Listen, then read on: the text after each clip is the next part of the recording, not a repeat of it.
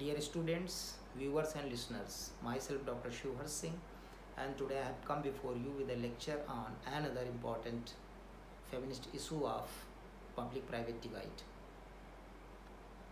विद्यार्थियों एवं दर्शकों तथा श्रोताओं, मैं हूं डॉक्टर शिवहर सिंह और मैं आज आपके समक्ष एक अन्य प्रमुख नारीवादी मुद्दे सार्वजनिक व्यक्तिगत विभाजन पब्लिक प्राइवेट डिवाइड पर एक व्याख्यान लेकर प्रस्तुत हुआ हूँ. Students and viewers, traditional notions of what is political locate politics in the arena of public and not in private life. Political activities are usually understood to take place within public sphere of government institutions, political parties, pressure groups, and public debates. Family and private relationships are normally thought to be part of private sphere and to be non-political. विद्यार्थियों एवं दर्शकों, सामान्य और परंपरागत विचार यह है कि राजनीति सार्वजनिक क्षेत्र में संपन्न होती है, राजनीति सार्वजनिक क्षेत्र में स्थित होती है, व्यक्तिगत क्षेत्र में नहीं. और राजनीतिक गतिविधियां सार्वजनिक क्षेत्र में संपन्न होती हैं. राजनीतिक गतिविधियां शासकीय संस्थाओं, राजनीतिक दलों, दबाव समूहों और सार्वजनिक वाद विवादों में संपन्न होती हैं, व्यक्तिगत क्षेत्र में नहीं. परिवार और व्यक्तिगत संबंधों को सामान्य तौर पर व्यक्तिगत क्षेत्र का हिस्सा माना जाता है और इन्हें अराजनीतिक माना जाता है. But modern feminists insist that politics is not confined to merely government institutions and public bodies. Rather, political activities take place in all social groups. आधुनिक नारीवादियों का यह विचार है, वे इस बात पर आग्रह करते हैं कि राजनीति शासकीय संस्थाओं और सार्वजनिक निकायों तक ही सीमित नहीं है, बल्कि राजनीतिक गतिविधियां सभी प्रकार के सामाजिक समूहों में संपन्न होती हैं. अब अगर इस दृष्टिकोण को हम महत्व दें और इसके अनुसार सोचें तो परिवार भी एक सामाजिक समूह है. परिवार तो प्रथम सामाजिक समूह है. Family is the first social group. तो इसका तात्पर्य यह है कि राजनीति परिवार के भीतर भी संपन्न होती है. और ठीक अगर इसी प्रकार की जो तर्क व्यवस्था है, इसके अकॉर्डिंग अगर हम आगे चले तो feminists argue that politics exists whenever and wheresoever social conflict is found. नारीवादियों की जो तर्क व्यवस्था है, अगर उसके अनुसार हम आगे बढ़ें तो नारीवादियों का यह कहना है कि जब कभी भी और जहाँ कहीं भी संघर्ष पाया जाता है, सामाजिक संघर्ष पाया जाता है, वहीं राजनीति पाई जाती है. Politics exists whenever and wheresoever social conflict is found. जब कभी भी और जहाँ कहीं भी सामाजिक संघर्ष पाया जाता है, राजनीति वहाँ पाई जाती है. विद्यार्थियों, यह तर्क उदारवादी और समाजवादी दोनों मानते हैं. और यहाँ पर हम आपको यह बात बता दें कि नारीवाद मूलतः उदारवाद और समाजवाद का ही एक उपसमुच्चय है. Feminism is basically a subset of liberalism and socialism. और अगर हम पहले उदारवादी विचार की बात करें तो उदारवादी विचार के अनुसार according to liberal school of thought, where there is conflict there is politics. According to liberal school of thought, conflict is the parent of politics, and politics is the process of conflict resolution. And to be more precise, according to liberal school of thought, politics is the art and science of conflict resolution using governmental authority. अर्थात उदारवादी विचार के अनुसार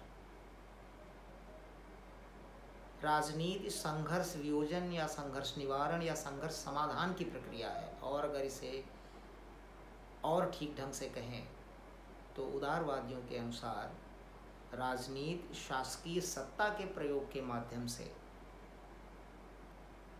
संघर्ष निवारण या संघर्ष समाधान की कला एवं विज्ञान है। तो उदारवादी भी यह मानते हैं, और उदारवाद का ही एक समुच्चय है नारीवाद, कि जहाँ कहीं भी सामाजिक संघर्ष होता है वहाँ राजनीति पाई जाती है। और अगर आप समाजवादियों की बात करें, नारीवाद समाजवाद का भी एक समुच्चय है, उपसमुच्चय है। तो समाजवादियों के अनुसार भी जहाँ सामाजिक संघर्ष होता है वहाँ राजनीति पाई जाती है।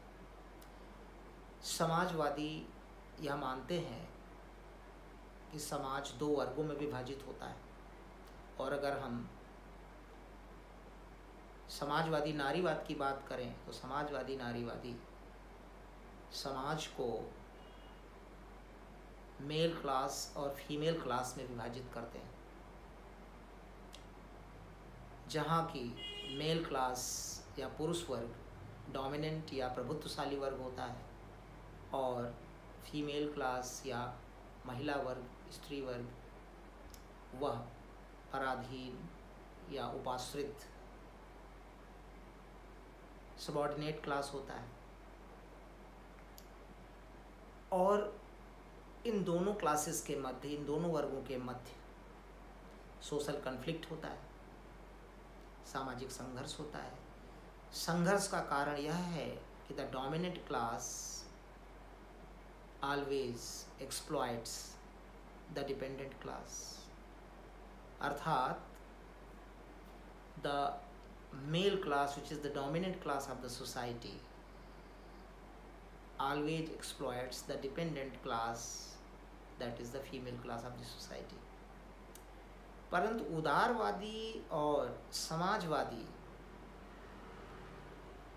दोनों के अनुसार राजनीति क्या है, इसमें बहुत फर्क है। अभी हमने बताया कि उदारवादी यह मानते हैं कि राजनीति संघर्ष समाधान या संघर्ष निवारण की प्रक्रिया है, जबकि समाजवादी यह मानते हैं कि राजनीति प्रभुत्वशाली वर्ग द्वारा अधीनस्थ वर्ग के शोषण की प्रक्रिया है। According to socialists, politics is the process of exploitation of the dependent class by the dominant class. तो अगर समाजवादी नारीवादियों की बात करें तो समाजवादी नारीवादी ये मानते हैं कि जो पुरुष वर्ग है वही प्रभुत्वशाली वर्ग है समाज का, और जो महिला वर्ग है वह अधीनस्थ वर्ग है या उपाश्रित वर्ग है, सबऑल्टर्न क्लास। और जो प्रभुत्वशाली पुरुष वर्ग है उसके द्वारा जो अधीनस्थ महिला वर्ग है उसके शोषण की प्रक्रिया ही राजनीति है। तो समाजवादियों के अनुसार politics is the process of exploitation of the dependent class by the dominant class, whereas according to liberals politics is the process of conflict resolution। so here there is a difference। राजनीति क्या है, इस बात को लेकर उदारवादियों और समाजवादियों में फ़र्क है, लेकिन दोनों ही इस बात पर सहमत हैं कि जहाँ कहीं भी सामाजिक संघर्ष पाया जाता है वहाँ राजनीति पाई जाती है।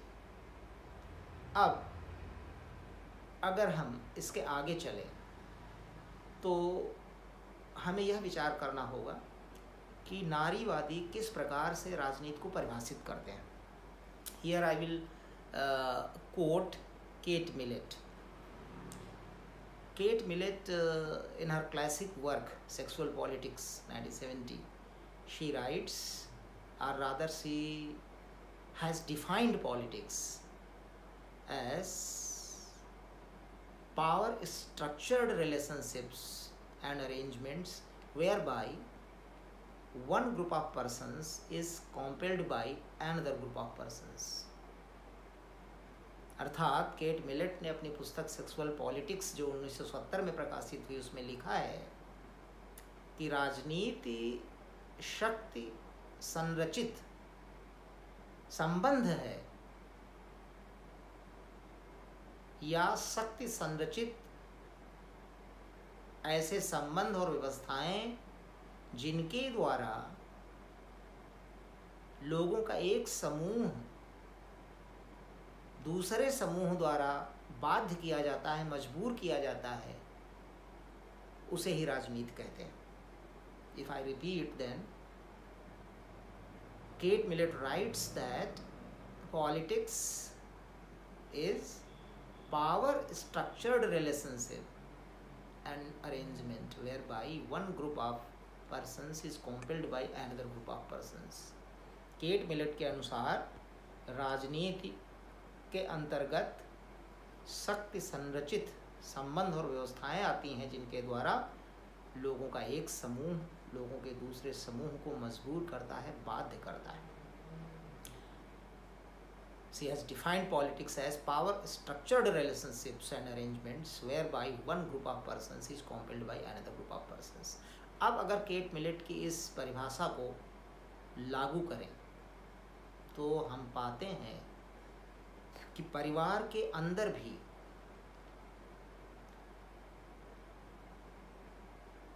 शक्ति संरचित संबंध पाए जाते हैं जहाँ की पुरुष समूह महिला समूह को या परिवार के भीतर के पुरुष महिलाओं को और साथ ही साथ परिवार के भीतर के ज्येष्ठ या वरिष्ठ पुरुष कनिष्ठ और छोटे पुरुषों को बाध्य करते हैं अपना आदेश मानने के लिए, उन्हें आदेशित करते हैं और आदेश मानने के लिए बाध्य करते हैं. तो इस दृष्टि से परिवार के भीतर भी राजनीति पाई जाती है, क्योंकि परिवार के भीतर भी पावर स्ट्रक्चर्ड रिलेशनशिप्स पाए जाते हैं. परिवार के भीतर हस्बैंड या पति वाइफ या पत्नी को आदेशित करता है, उस पर प्रभुत्व रखता है और उसे अपना आदेश मानने के लिए बाध्य करता है. इसके अलावा जो परिवार के ज्येष्ठ पुरुष हैं वे कनिष्ठ पुरुषों को आदेशित करते हैं और अपना आदेश मानने के लिए बाध्य करते हैं, क्योंकि केट मिलेट यह मानती हैं कि पैट्रियार्की के दो सिद्धांत हैं, male shall dominate female and elder male shall dominate younger male. तो परिवार के अंदर ये दोनों ही चीज़ें पाई जाती हैं. परिवार के अंदर शक्ति संरचित संबंध पाए जाते हैं. हस्बैंड वाइफ को डोमिनेट करता है, उसे अपना आदेश मानने के लिए, अपनी इच्छा मानने के लिए बाध्य करता है, और पेरेंट्स चिल्ड्रन को, जो माँ बाप हैं वो बच्चों को अपना आदेश मानने के लिए बाध्य करते हैं. इसके साथ ही साथ सामान्य तौर पर परिवार के अंदर का जो पुरुष समूह है वह महिला समूह पर हावी रहता है, और जो परिवार के वरिष्ठ सदस्य हैं, वरिष्ठ पुरुष हैं, वे कनिष्ठ पुरुषों पर हावी रहते हैं.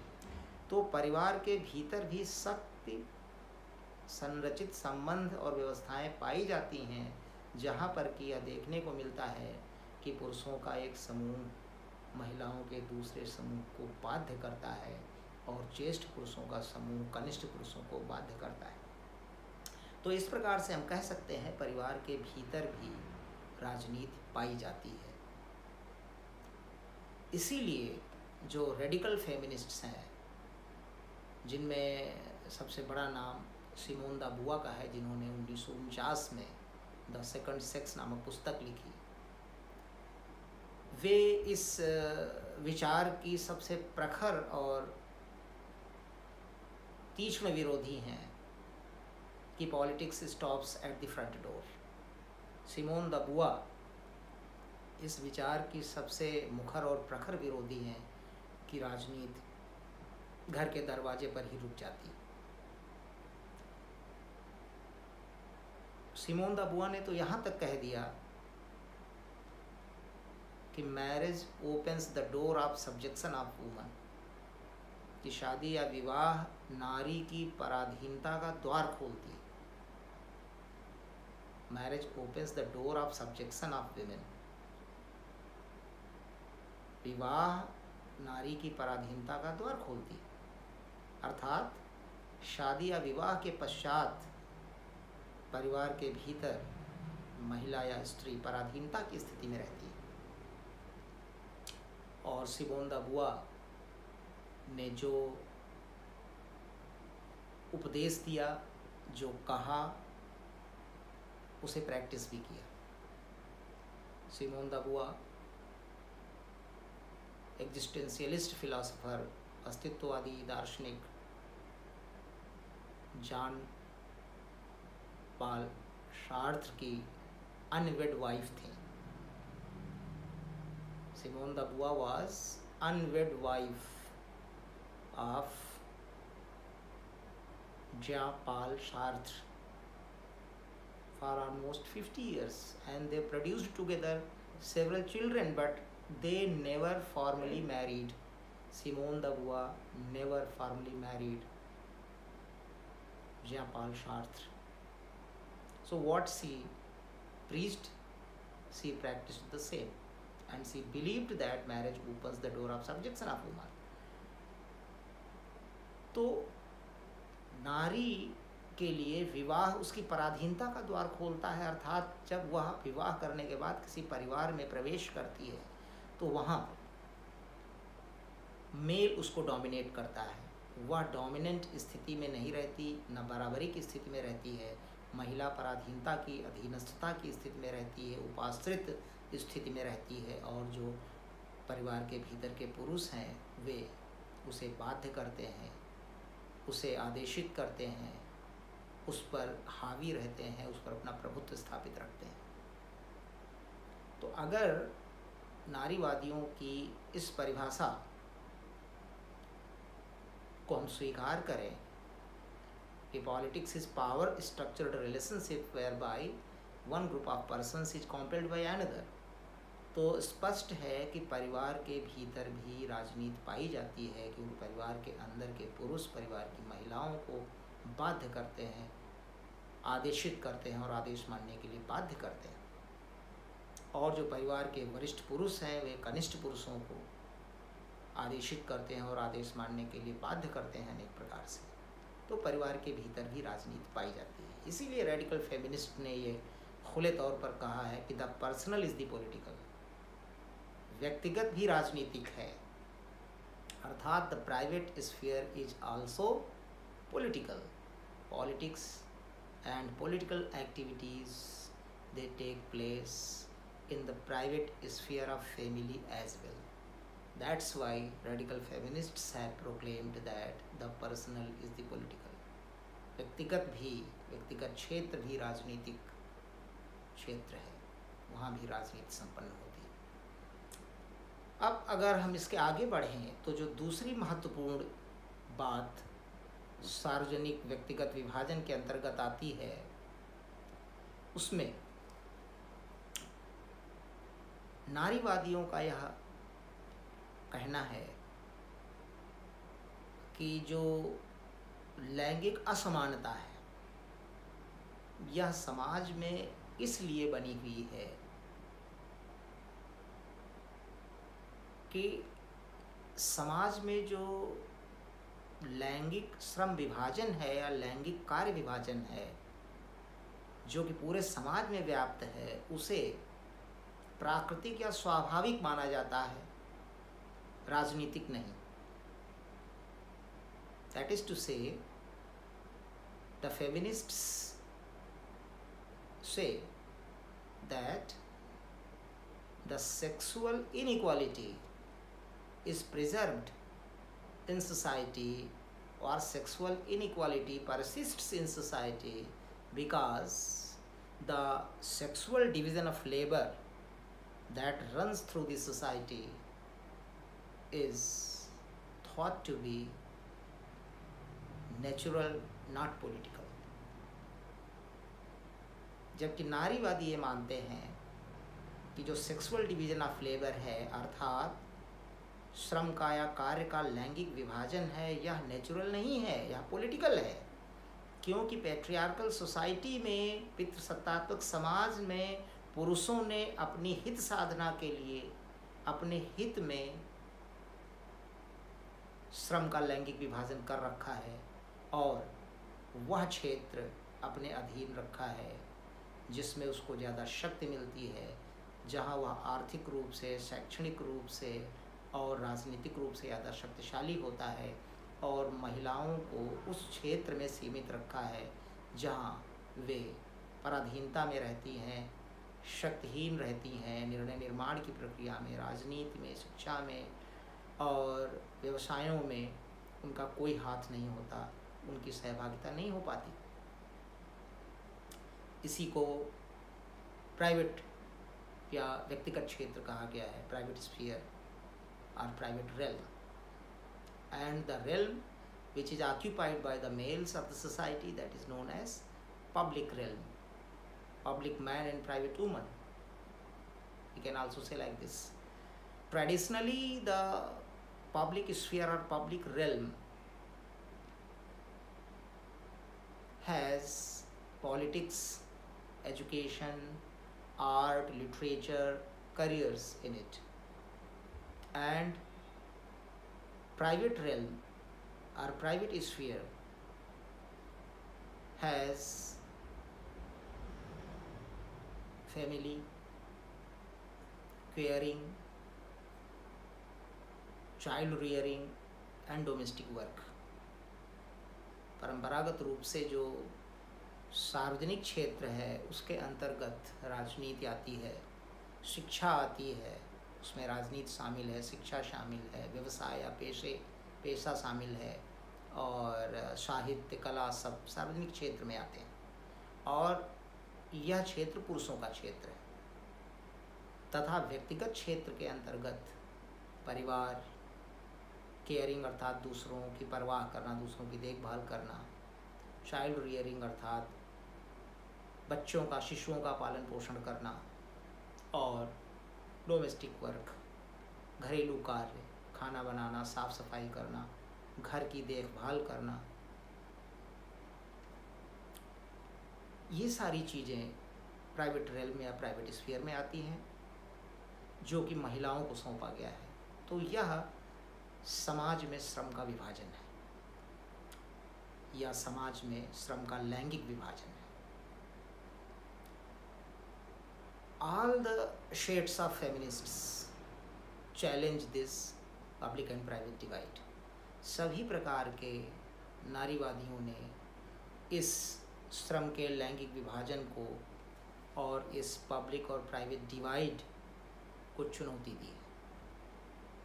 सभी प्रकार के नारीवादी इस पब्लिक प्राइवेट डिवाइड को तोड़ना चाहते हैं, जिससे कि स्त्रियां या महिलाएं भी सार्वजनिक क्षेत्र में प्रवेश कर सकें,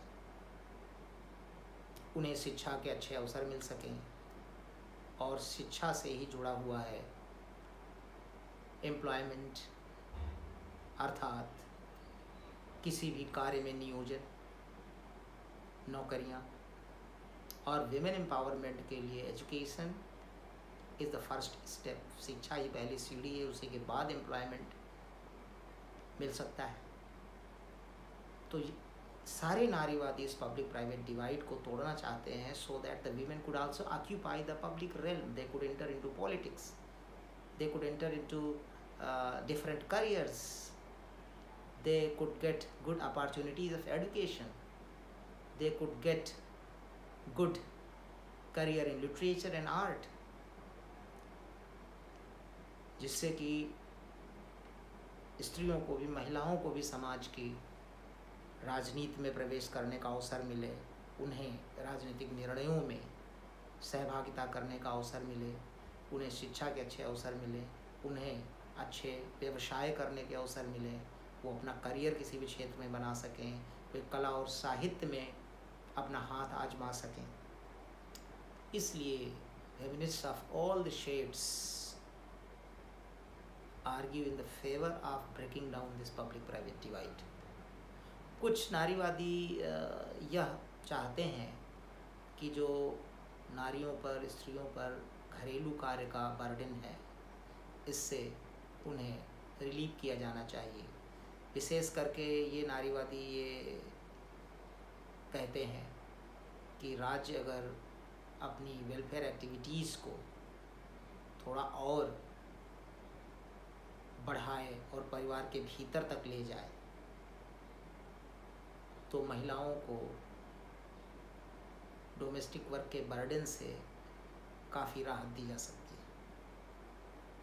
उदाहरण के तौर पर नारीवादी ये कहते हैं कि जो चाइल्ड रियरिंग या शिशुओं के पालन पोषण का कार्य है, इससे महिलाओं को काफ़ी हद तक राहत दी जा सकती है यदि नर्सरी स्कूल्स स्थापित किए जाएं और क्रेसेस, शिशु पालन गृह स्थापित किए जाएं सारी जगहों पर जहां महिलाएं कार्य करती हैं, जहां वे नौकरी करती हैं, जहां नौकरी के लिए जाती हैं, वहां पर नर्सरी स्कूल्स हों, क्रेसेस हों, शिशु पालन गृह हों, जहां पर कि वे नौकरी करते समय अपने बच्चों को छोड़ सकें और उनकी अच्छी देखभाल हो सके।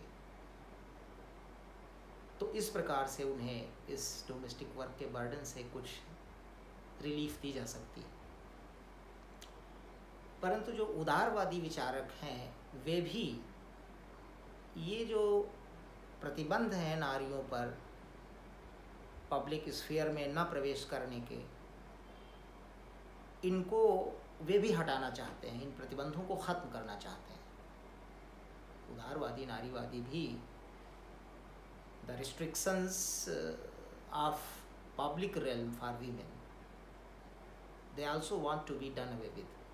वे भी चाहते हैं कि जो प्रतिबंध नारीवादियों पर हैं कि वे सार्वजनिक क्षेत्र में प्रवेश नहीं कर पाती हैं, ये समाप्त होने चाहिए।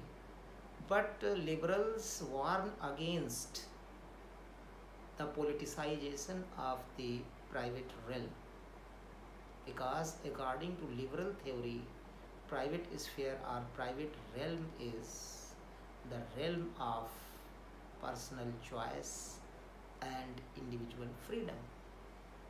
परंतु उदारवादी यहाँ पर एक चेतावनी देते हैं कि अगर व्यक्तिगत क्षेत्र का राजनीतिकरण हुआ तो यह नुकसानदायक होगा। व्यक्तिगत क्षेत्र में राज्य का हस्तक्षेप नहीं होना चाहिए, क्योंकि यह व्यक्तिगत पसंद और व्यक्तिगत स्वतंत्रता का क्षेत्र है। व्यक्ति की व्यक्तिगत स्वतंत्रता का हनन होगा और उसकी जो फ्रीडम ऑफ पर्सनल चॉइस है उसका भी हनन होगा अगर व्यक्तिगत क्षेत्र का राजनीतिकरण हुआ। इसके अतिरिक्त सभी प्रकार के नारीवादी, उदारवादी नारीवादी, radical feminists, socialist feminists, all sorts of feminists, all schools of feminists, they want to break down the public-private divide so that the women could also occupy the public realm. They could get good opportunities of education.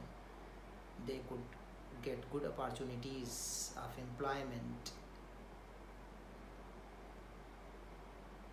They could get good opportunities of making their careers, and they could take on to art and literature as well. So all shades of feminists want to break down the public-private divide. Students, this has been a lecture on public-private divide, and I will be happy if you comment, and I will try to respond to your comments. Thank you so much.